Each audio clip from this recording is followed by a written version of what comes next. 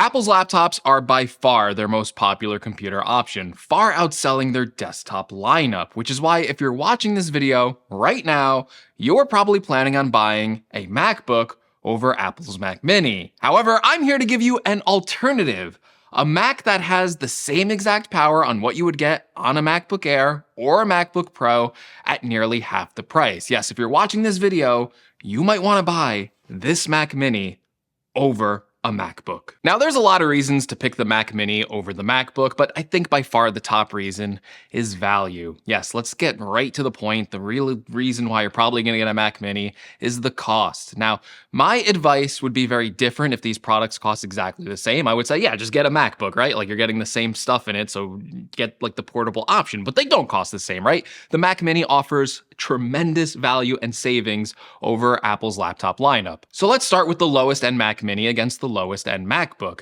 Here is the new M2 Mac Mini up against Apple's lowest end M1 MacBook Air. Now the MacBook Air starts at $1,000 and it's a fair price for what is arguably one of the best laptops in the market when it comes to performance and battery life.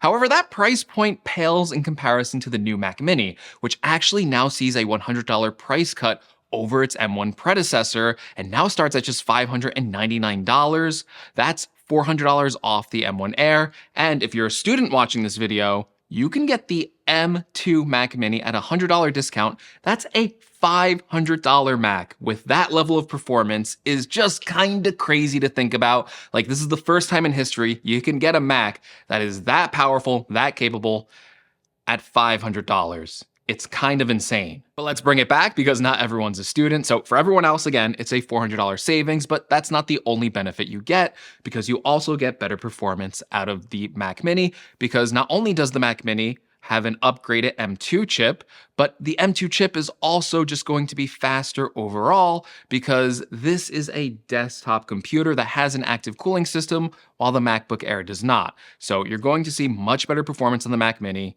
overall. And again, it's not just because of the chip. The new M2 Mac Mini is going to be an even better value when you compare it directly against its true counterpart, the M2 MacBook Air, which has the same exact chip and specification options.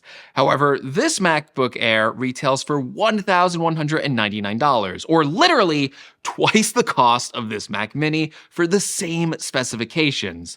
Now, while that low-end M2 Mac Mini might end up being the best Mac deal in history, it still may not be enough power to have you picking that over the excellent performance you can find on the M2 MacBook Pro. And during the M1 generation, there really wasn't a suitable desktop replacement that could go toe-to-toe in terms of value and performance against an M2 MacBook Pro.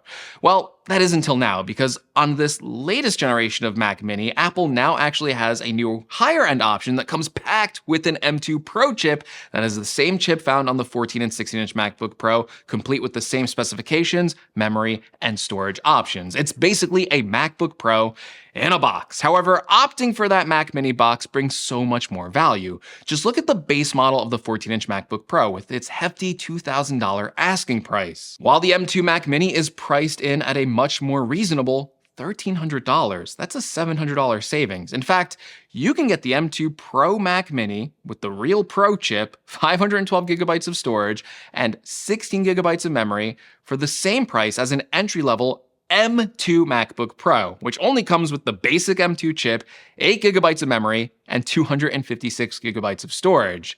That really, truly reveals just how much of a value you are getting in performance with this machine. Now, besides the better value, there's also an argument to be made on the benefits of getting an M2 Mac Mini when you compare it against Apple's entry-level MacBooks. That really comes in with the port selection. Something like the M2 MacBook Air only has 2 Thunderbolt USB-C ports and a MagSafe charging port, and also a headphone jack. Those are the only port options, while the entry-level M2 Mini comes with those same 2 Thunderbolt ports and a headphone jack, but also 2 USB-A ports and an Ethernet port, and now even an HDMI port. The M2 Pro Mac Mini comes with the same port selection, plus 2 additional Thunderbolt USB-C ports, giving it a hefty port selection. Also, the M2 Pro Mac Mini gets an HDMI port that is an HDMI 2.1 port, which can drive an 8K display at 60 Hz and a 4K display at 240 Hz. Although, to be fair, the new M2 Pro MacBook Pro also has that same HDMI port. And admittedly, it's not as big of an advantage over the M2 MacBook Pro when you compare it to the port selection, because the M2 MacBook Pro has a pretty decent port selection. It gets 3 Thunderbolt ports, it gets a MagSafe port, it gets, again, that HDMI port, an SD card slot. But still, you do get one more Thunderbolt port on the M2 Pro Mac Mini, you do get an Ethernet port, and you do get 2 USB-A ports, which is not offered on the MacBook Pro. Now, so far, everything I listed about the Mac Mini sounds great, but it really doesn't mean anything if you do need the portability of a laptop. But that's the next thing you need to ask yourself. Do you really need that portability? Now, yes, there's a ton of people that need portability, and the idea of buying a Mac Mini is just a non-starter. I immediately think of students who are always on the go and need to take a computer with them to class, so someone like that would probably be better off with a MacBook, even if it is $400 more. But I can't tell you how many times I've seen or talked to people with what is essentially a laptop in a permanent desktop setup, where they buy a laptop and then basically it spends all of its life connected to an external monitor in clamshell mode. That is the people I'm targeting in this video. And when I ask them why they bought a laptop, they usually say something like, well, if I ever needed the portability, it would be nice to have the option. And I get that. You want to be prepared for every possible scenario out there. And what if you do need portability one day? Like, then you're going to be upset. But really think about it. This is a mobile-first world, and there's a good chance that maybe you don't necessarily need a laptop with you. I personally packed a laptop to use as a portable option on a trip and just never ended up using it because, again, let's face it, our first choice when it comes to computing on the go is usually our phones. And then on top of that, if you already have a perfectly fine portable option at home, like maybe you have an iPad that could fill the role of everything you need a MacBook to do when you aren't at home, that could be a really good option to save some money with a Mac Mini. So it's important to ask yourself, do I really need portability, or would you be fine without it? Another thing you need to do is assess what you currently have at home. The Mac Mini is great, it's a great value, but it doesn't come with a monitor, it doesn't come with a keyboard, and it doesn't come with a mouse. If you already have those at home, well, you're golden, and that's where the real cost savings come in on buying this headless desktop machine.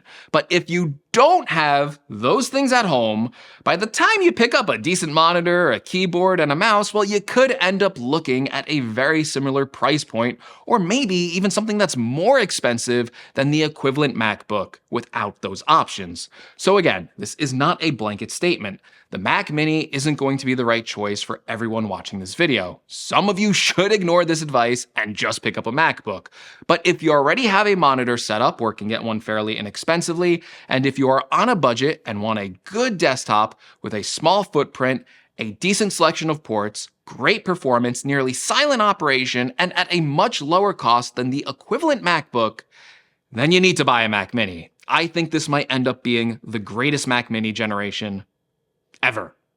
All right, everyone, and those are my thoughts on the advantages of going with a desktop computer like the Mac Mini. So let me know in the comments below, are you planning on buying the new M2 Mac Mini, or are you going with a portable option like the MacBook Air or the MacBook Pro?